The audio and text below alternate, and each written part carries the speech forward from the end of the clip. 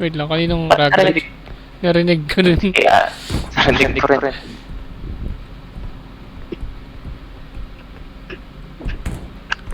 Kaya ba natin malagay ng ano? Nung hindi siya mag-enk. Paano? Enk.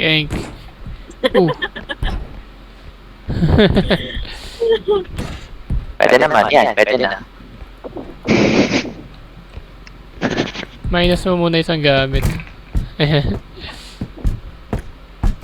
Ayan, pag walang indestructible pa eh. Hindi mo mabalibag yung gamit. Tulak ko na lang, wait lang. Ginagawa mo? Bakit?